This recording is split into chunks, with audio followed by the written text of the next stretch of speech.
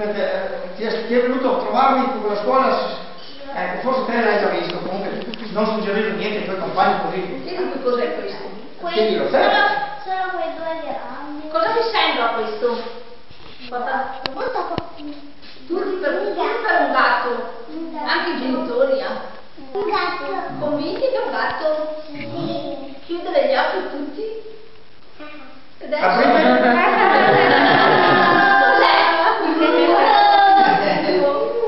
visto? Ma punto di vista? Ma punto di vista? Oh, allora cominciamo con questa famiglia di buffi. C'è un buffo piccolo, un buffo giovane e un altro buffo che andremo a vedere poi. Quindi ci sono 3 taglie diverse, quindi ognuno ha un suono diverso, perché quando io soffio dentro l'aria, su quel piccolo gira veloce e mi fa un certo tipo di suono, qua gira un po' più piano, me ne fa un altro, qua molto più piano, me ne fa un altro. Adesso vi faccio sentire. Esatto, adesso vi faccio sentire questo qua. Sentiamo la voce di questo UFO piccolo.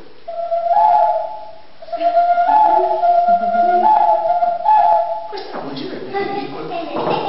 Adesso andiamo a sentire la voce di questo UFO giovane. Sicuramente è un po' diversa dal piccolo, perché se io lo tengo vicino un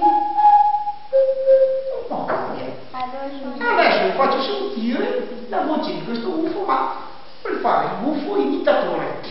Vede un suo amico e lo vuole imitare, vediamo un po' se lo indovinate. Chi sarà mai questo amico? Mi sa che non l'ho mai sentito. Ecco.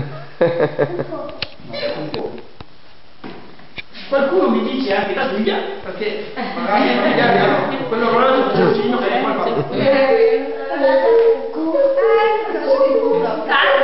Tutti quanti rispondono così. Sì, tanti magari o i genitori o qualche nonno, qualcuno, qualche parente, allora È probabile che sentano quello. Questo giovane, no, piccolo, giovane, e questo qua è un altro buffo.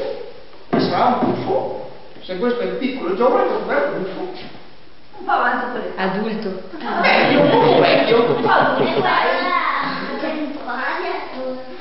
Questo qua è un buffo vecchio ma molto innamorato. Lui ha una faccia notturna, si mette sull'albero di notte quando vede la sua compagna la chiama.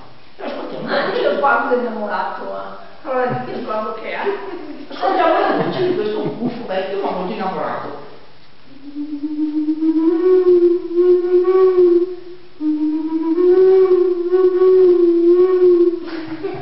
Avete sentito che voce che ha? Perché qua l'aria gira molto più lentamente, qua molto forte.